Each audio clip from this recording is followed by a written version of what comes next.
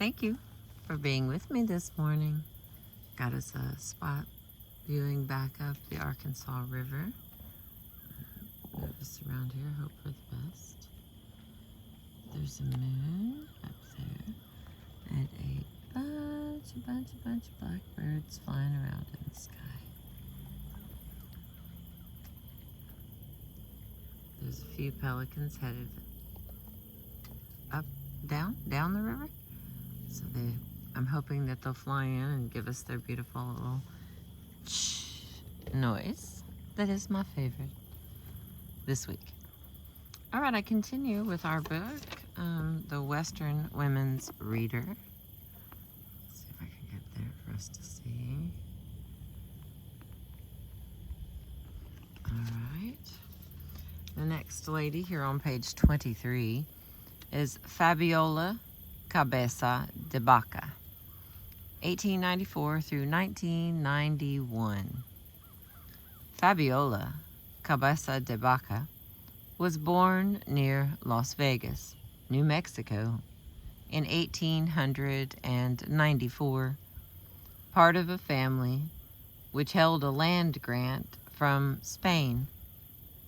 In this section from her memoir, We Fed Them Cactus, Fabiola Cabeza de Vaca tells of growing up on the Llano Plains, a stretch across northeastern New Mexico and northwestern Texas.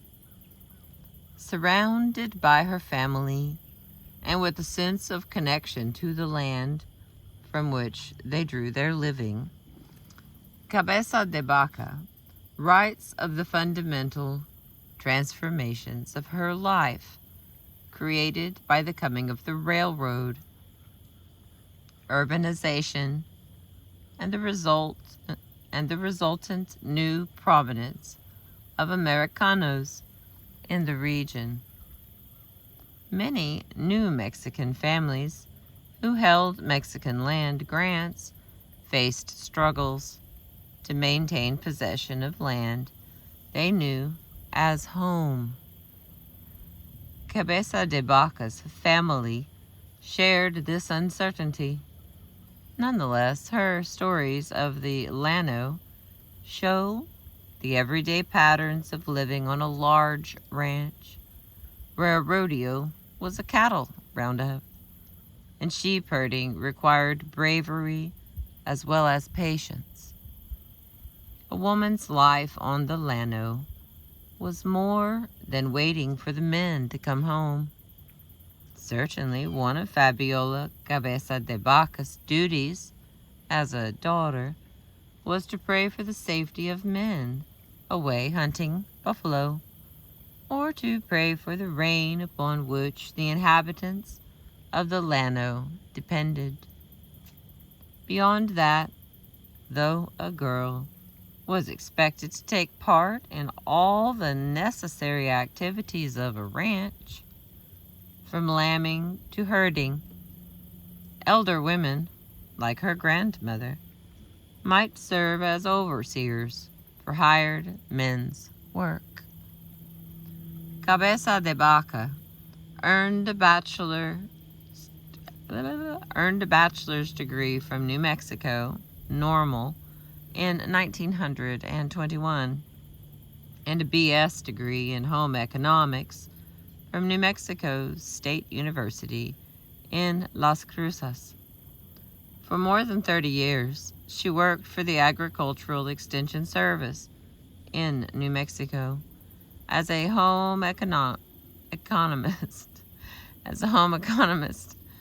And in 1950, she worked with UNESCO to set up extension service training centers for Tarscan Indians in Mexico.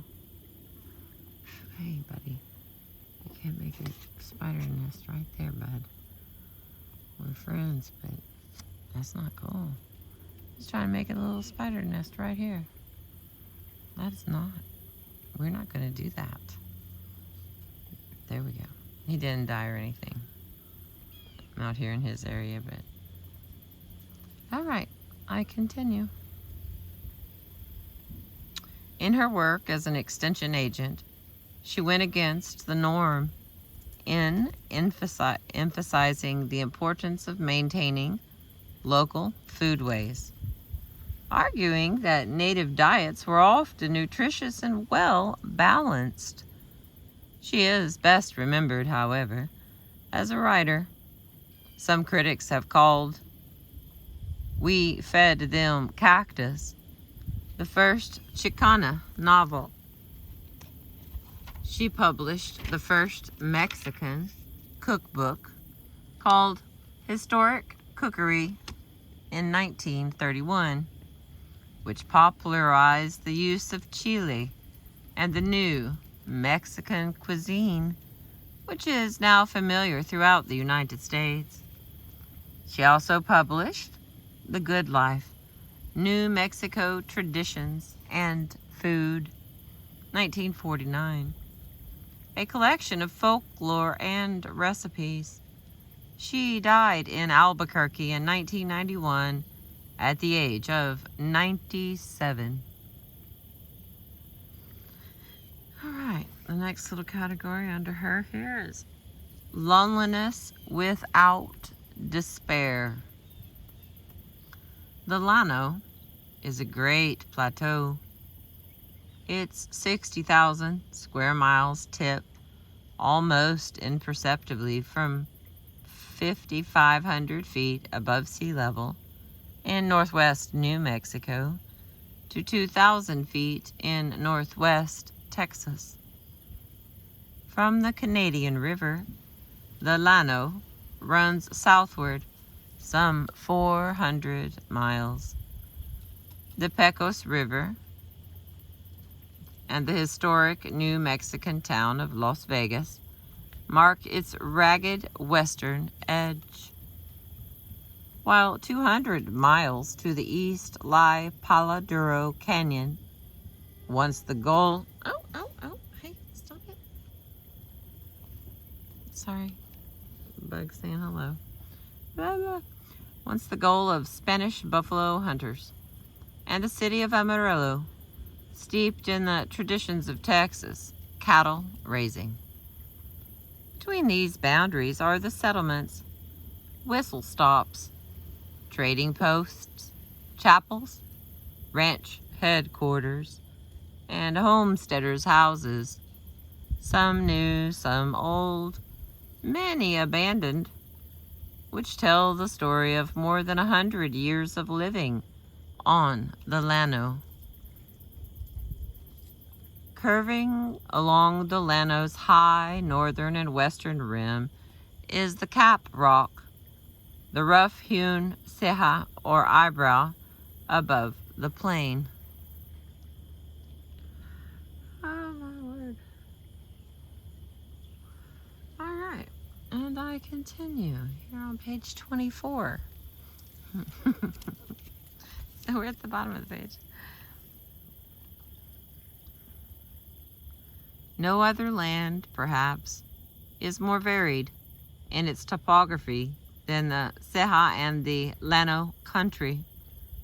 As one descends Canyon del Agua hill from Las Vegas, a full view of this great stretch of country greets the sight. There are myriads of hills, peaks, wooded mesas, canyons, and valleys. The Montazo wooded land extends for miles and miles. In the distance, one can see Conchas Mesa, Corazon, and Cuervo peaks, the Variadero tableland, and many other hillocks, not rocks. Traveling on descending hills, crossing arroyos, one reaches Cabra Spring. This is an oasis, a spring of sweet water, which saved many a traveler from dying of thirst on his way to the Buffalo and Comanche country. Later, it was a watering place for an overnight stop on the way to the sheep and cattle territory. It is unbelievable that in a country where rain is scant, there can be so many springs gushing from the earth in the most secluded places. There are lakes all along the land, some made by rains, some fed by springs from the hills. If rains are plentiful, these lakes may be filled the year round. If rains are few, the lakes may dry up from evaporation. There are deep canyons in the hills, seemingly inaccessible, yet the old-timers knew every canyon, spring, and lake from Las Vegas to the panhandle of Texas.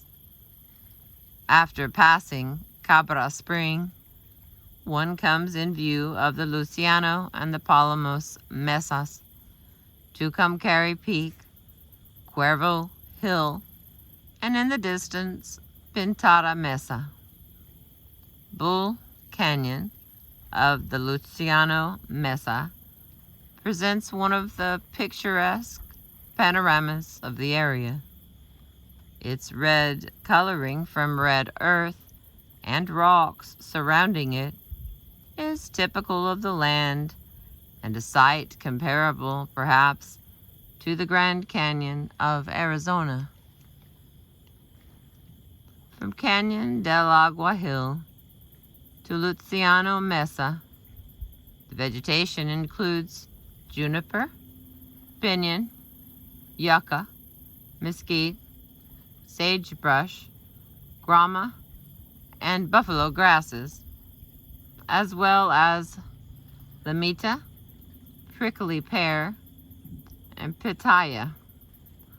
There are wild flowers in abundance, and when the spring comes rainy, the earth abounds in all colors imaginable. The fields of oregano and cactus, when in full bloom, can compete with the loveliest of gardens. It is a lonely land because of its immensity, but it lacks nothing for those who enjoy nature in her full grandeur.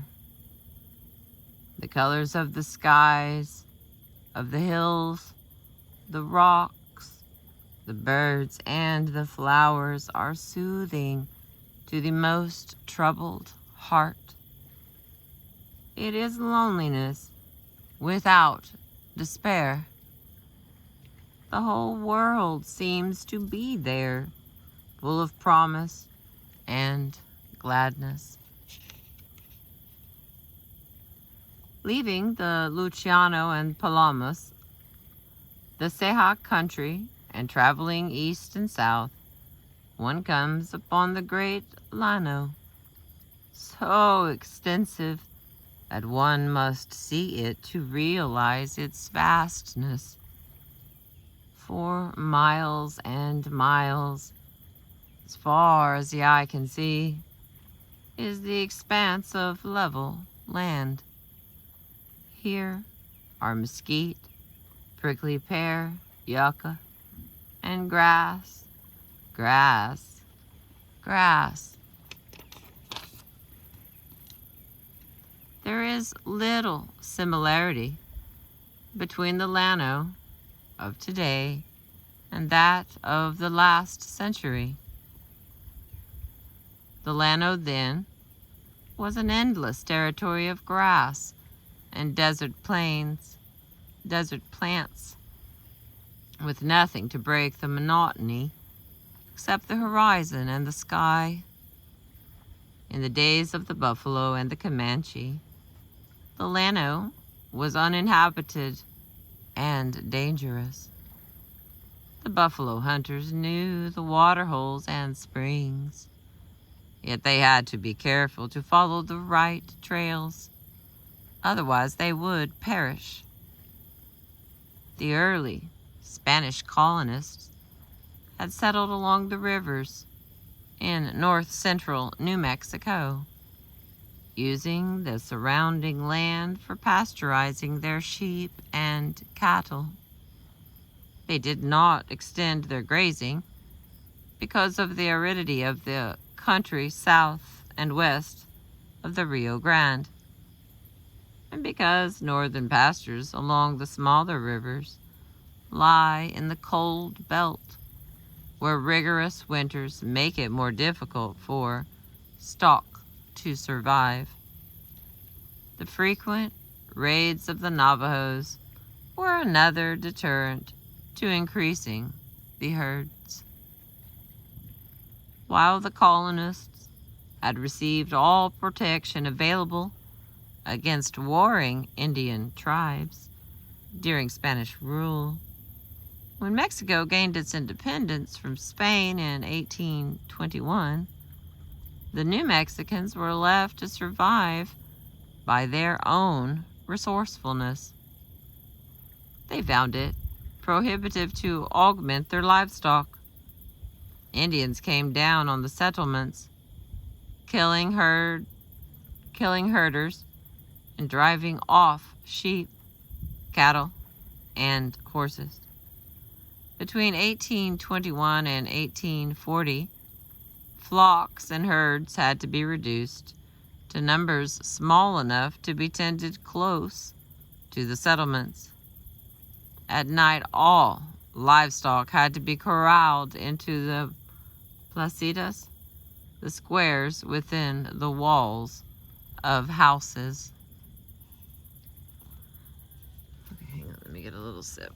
And then we got a tiny space here and more. Excuse me, Lord.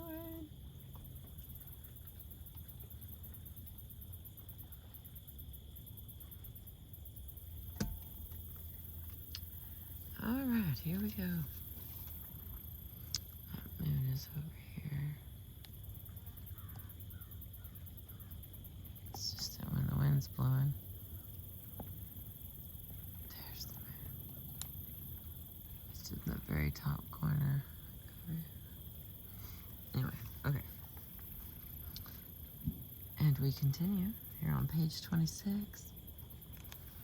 The New Mexican home of the Rico, or landowner, as I heard my grandmother describe it, was a fortress in itself. It was built around a square, with living quarters on one side. Another side comprised storerooms, granaries, and workshops. On the third side was constructed the cocheria for the family coach. I'm going to go with cocheria. Cochera. There we go. For the family coach, carretas, and wagons. The fourth end, which completed the square, was a high wall with one entrance, a massive gate of hand-hewn timbers. Through this gate, the horses, mules, cattle, sheep, goats, and pigs were driven at night. The outer walls of the flat-roofed adobe house were built high and pierced with troneras, loopholes for fighting Indians. Livestock had to be kept close to the settlements and under close surveillance of the herders. Consequently, the range near the towns and villages became denuded of the natural browse which for years had pastured the stock.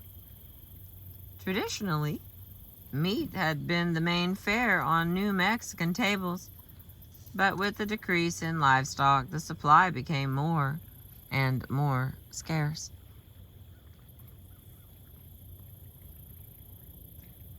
The Llano and Ceja country were well known to the New Mexicans, who ventured forth as Indian fighters and to hunt the buffalo. They brought back tales of the good pastures and the extensive territory beyond the mountains. The sheep and cattle owners traveled eastward, and on the Ceja and the Llano found the promised land. There, where the mountain ends and the plains begin, they found grama and buffalo grass growing as tall as the cattle. The best pastures were on the Ceja, the Cap Rock area, at the top of the staked plains. As one descends south and east from Las Vegas, all the country is known as the Llano, and it is the history of this section, of its people and their lives, which this book tells, to one living on the American plains of the Middle West, so level and flat, the land on the bluffs of the staked plains, with its rocky hills, juniper, mesquite, and pinyon, may not seem a Llano, but to new Mexicans, because of the drop of 2,000 or 3,000 feet from the peaks, it is not the Sierras, and they have called it the Llano, the wide open spaces.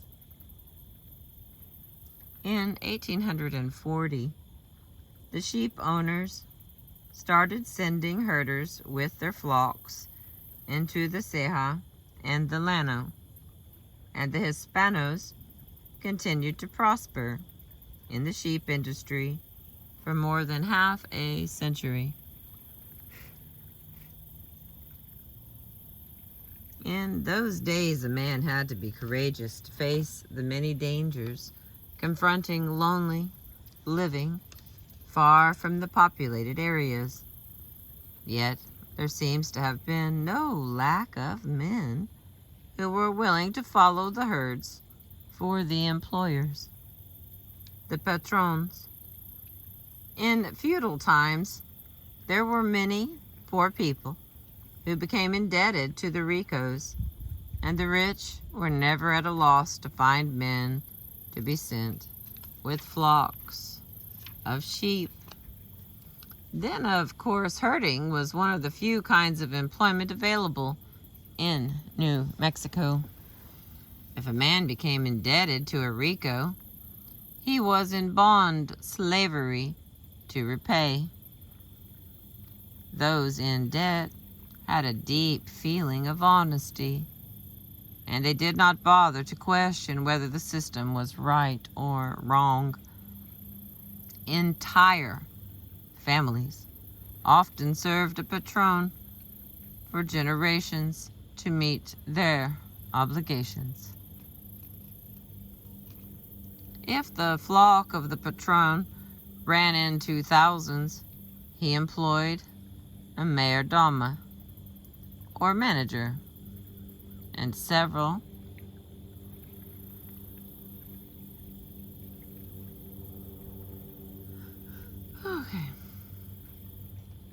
If the flock of the patron ran into thousands, he employed a mayordomo, or a manager, and several overseers, called corporales.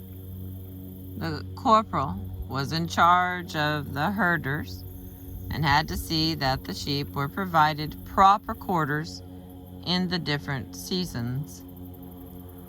He furnished the sheep's camps with provisions, and it was his duty to make sure that water was available for the partidades under the care of each herder. A partida usually consisted of 1,000 head of sheep. The corporals worked under the mayordomo or directly under the patron if no manager were employed. I can remember my paternal grandfather's sheep camps and the men who worked for him. They were loyal people and as close to us as our own family. They were every one of them grandfather's compadres, for he and grandmother had stood as sponsors in baptism or marriage to many of their children. Lambing season was a trying one. since the range was extensive. This happened in the early spring, and the weather on the Llanos can be as changeable as the colors of the rainbow. If the season was rainy, it went hard with the sheep, and many lambs were lost. If there had been a dry spell the year before, the ewes came out poorly, and it was difficult for the mothers bringing in young lambs. Sheep raising was always a gamble, until the day when feed became plentiful, with the change in transportation facilities. In order to save ewes, the lambs during a cold spell, the herders built fires around the herds. The fires were kept burning day and night until better weather came to the rescue. Quite often, the patrons and their sons, who might have just came back from Eastern colleges, helped during lambing. Shearing the sheep was done in the summer, and there were professional shearers who went from camp to camp each year. This was a bright spot in the life of the herders, for then they had a touch of the outside world. Among the shearers and herders, there were always musicians and poets, and I heard Papa tell of pleasant evenings spent singing and storytelling, and of corridos composed to relate events which had taken place. These poets and singers were like the troubadours of old. The corridos dealt with the life of the people in the communities and ranches. They told of unrequited love, of death, of tragedies and events such as one reads about in the newspapers today. The sheepherder watched his flock by day, traveling many miles, while the sheep grazed on the range. As his flock pastured, he sat on a rock or on his coat. He whittled some object or composed songs or poetry until it was time to move the flock to water, or better, pasture. Many of the corridos are an inheritance from the unlettered sheepherder. At night he moved his flock to camp, a solitary tent, where he prepared his food and where he slept. If there were several camps close to each other, the herders gathered at one tent for companionship. In winter, the sheepherder's life was dreary. Coming into his old tent at night, he had to prepare for possible storms. The wood for his fire might be wet, and with scarcely any matches, perhaps only a flint stone to light it, his hands would be numb before he had any warmth. He might not even have wood, for in many parts of the Llano there is no wood, and cow chips had to serve as fuel. He went to sleep early to the sound of the coyote's plaintive cry, wondering how many lambs the wolves or coyotes would carry away during the night. The early call of the turtle dove and the bleating of lambs were his daily alarm clock, and he arose to face another day of snow, rain, or wind. Yet he always took care of his sheep, and I have never known any mishap due to the carelessness of the herder. The corporales traveled on horseback from camp to camp in all kinds of weather to make sure that all was well with the herders and the flocks. I knew an old man who worked for my maternal grandmother for many, many years. Often I accompanied my grandmother to the sheep camp on the Salado, and always came back with a feeling of loneliness. Yet at camp, the old man always seemed happy. If he was not at camp when we arrived, we found him by listening for his whistling or singing in the distance.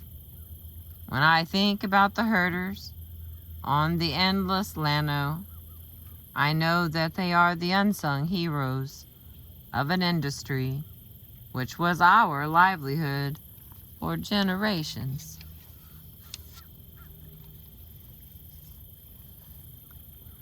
Turn this back around.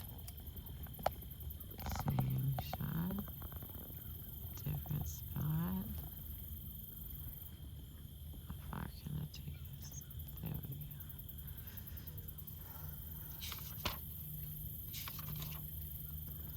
Alright, we 1, 2, 3, 4.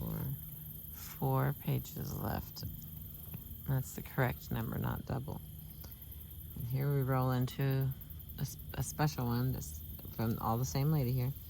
The night it rained. We had just finished branding at the Spear Bar Ranch. For a whole week, we had been rounding up cattle and branding each bunch as they were brought in from the different pastures. As we sat out on the patio of our ranch home, I watched Papa leaning back in his chair against the wall of the house. He always did that when he was happy. The coolness of the evening brought relief from the heat and dust in the noisy corrals during the day. The hard dirt floor of the patio always had a certain coolness about it.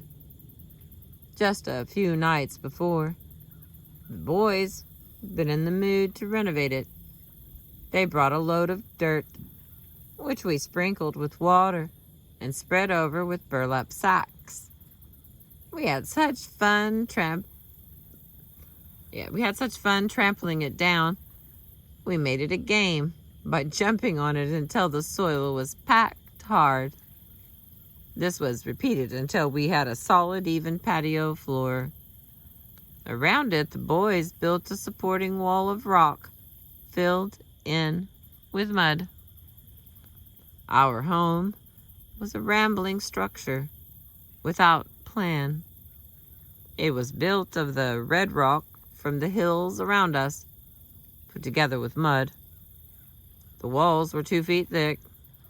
Viewed from front, the house had an L shape, but from the back it appeared as a continuous sequence of rooms. We had pine floors in the front room and dining room, and the other rooms had hard, packed dirt floors. The despensa occupied a space of 1,200 square feet. This room served as a storeroom, some a kitchen, and sleeping quarters when stray cowboys dropped in on a snowy or rainy night. The windows had wooden bars, and so had the door. The cochera adjacent to the despensa was a relic of the days of carriages and horses. When automobiles came into use, it became a garage, but we always called it the cochera. The front had 2 large doors, which opened wide for the carriage to be brought in, and the hole for the carriage tongue always remained on the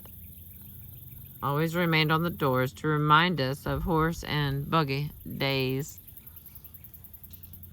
The roof on our house was also of hard, packed mud. Many years later, it boasted a tin roof. The dirt roof had been supported by thick, rectangular vigas, or beams, which remained even after we had the tin roof. All the rooms were spacious, and our home had a feeling of hospitality. We had only the most necessary pieces of furniture. We had Papa's big desk in the front room and dozens of chairs with wide arms. Over the mantel of the corner fireplace in the dining room hung a large antique mirror. Grandmother's wedding trunk, brought over from the Chihuahua Trail, stood against the wall. It was made of leather, trimmed with solid brass studs. We had no clothes closets, but there were plenty of trunks in every room. Mama's wedding trunk, made of brass, tin, and wood, was the shape of a coffer. Papa's trunk was very similar. We all had trunks. The most necessary piece of furniture were the beds. Of these we had plenty, but many a night 3 of us slept in one bed, and if we were inconvenienced, we were recompensed. There we go. Our sudden guests came from different ranchos, and they always had wonderful tales and news to relate. Tonight, we had no guests. We were a happy family enjoying the evening breeze with hopes for rain. The cowboys did not need chairs. They were stretched out on the ground with their hands clasped behind their heads as a protection from the hard dirt floor of the patio, a typical relaxation from the day's labors. Get out. Stop it. Go away. Okay. I can never remember when Papa was not humming a tune, unless his pipe was in his mouth. Tonight he was just looking up at the sky as the clouds began to gather towards the east. He said, "We may have some rain before morning. Those are promising clouds. If rain does not come before the end of the month, we will not have grass for winter grazing. Our pastures are about burnt up."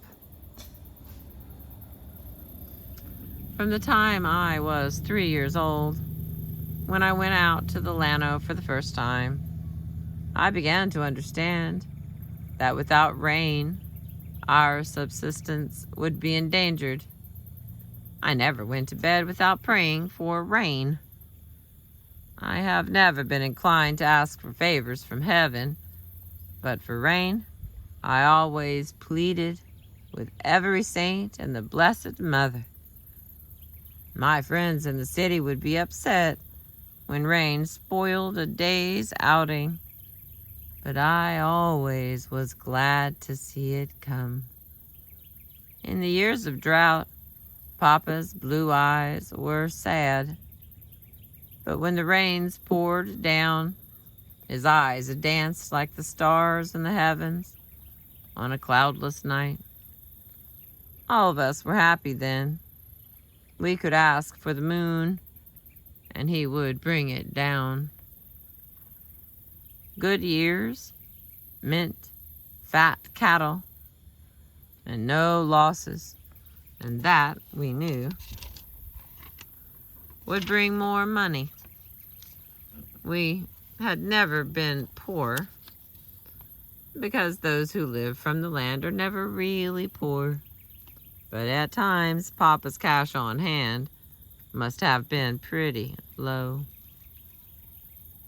If that ever happened, we did not know it. Money in our lives was not important. Rain was important. We never counted our money. We counted the weeks and months between rains. I could always tell anyone exactly to the day and hour since the last rain. And I knew how many snowfalls we had in winter and how many rains in spring. We would remember an unusually wet year for a lifetime. We enjoyed recalling it during dry spells. Rain for us made history. It brought to our minds days of plenty, of happiness, and security. And in recalling past events, if they fell on rainy years, we never failed to stress that fact. The droughts were as impressed on our souls as the rains. When we spoke of the armistice of World War I, we always said, the drought of 1918 when the armistice was signed. We knew that the east wind brought rain, but if the winds persisted from other directions, we knew we were doomed. The northwest wind brought summer showers. From childhood, we were brought up to watch for signs of rain. In the new year, we started studying the cabanuelas. Each day of January, beginning with the first day, corresponded to each month of the year. Thus, the 1st of January indicated what kind of weather we would have during the first month.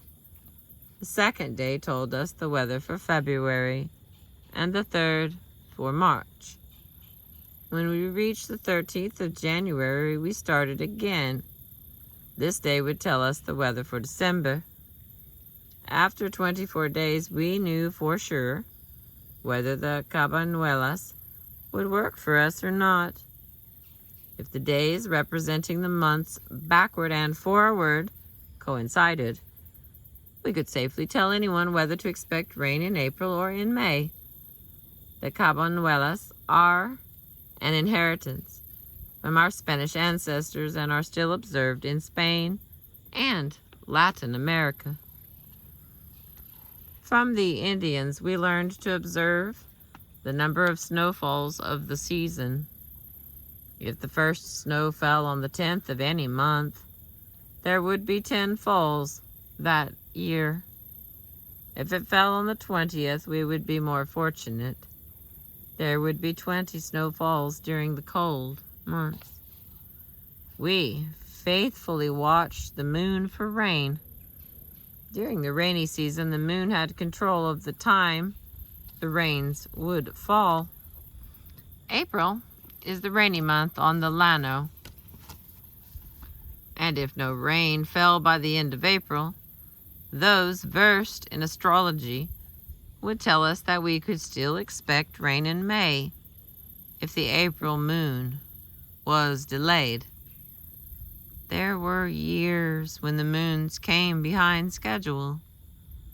Whether these signs worked or not, we believed in them thoroughly. To us, looking for rain, they meant hope, faith, and a trust in the great power that takes care of humanity. Science has made great strides. Inventions are myriad, but no one has yet invented or discovered a method to bring rain when wanted or needed. As a child, prayer was the only solution to the magic of rain. As I grew older and I began to read of the discoveries of science, I knew that someday the Llano would have rain at its bidding.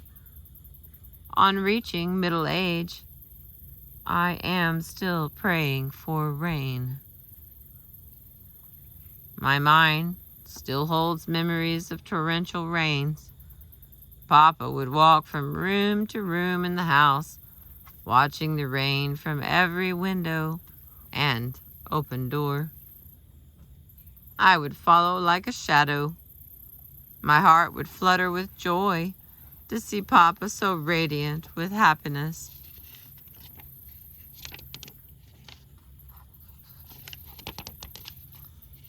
Come on, baby.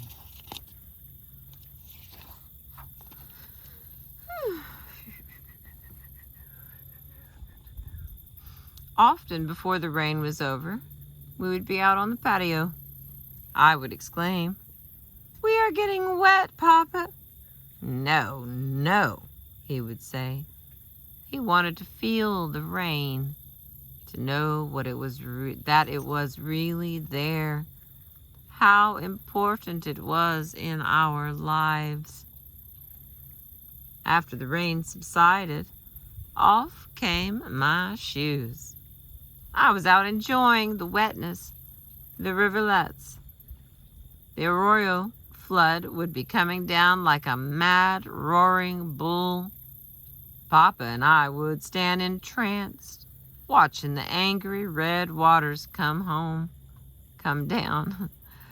The Arroyo, usually dry and harmless, would come into its own, defying all living things, enjoying a few hours of triumph. A normally dry arroyo is treacherous when it rains. If the rain came at night, we were cheated of the pleasure of enjoying the sight. Yet there was a feeling of restfulness as we listened to the rain on the roof. The raindrops on the windows showed like pearls, and to us they were more valuable than the precious stones themselves. A few rains and then sun, and then the grass would be as tall as the bellies of the cows grazing upon it, and Papa was happy. A storm on the Llano is beautiful. The lightning comes down like arrows of fire and buries itself on the ground. At the pealing of thunder, the bellowing of cattle fills the heart of the listener with music. A feeling of gladness comes over one as the heavens open in downpour to bathe Mother Earth. Only those ever watching and waiting for rain can feel the rapture it brings. Papa never saw the lightning. He was too busy watching for the raindrops. And here is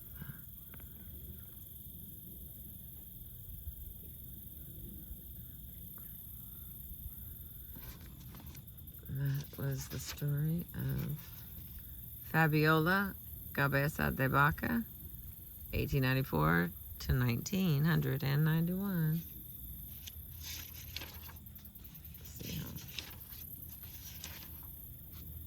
Next lady story is pretty long too.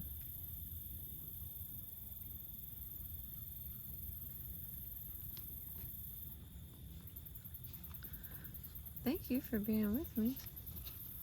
That was very interesting. That was very interesting. The most valuable thing is rain.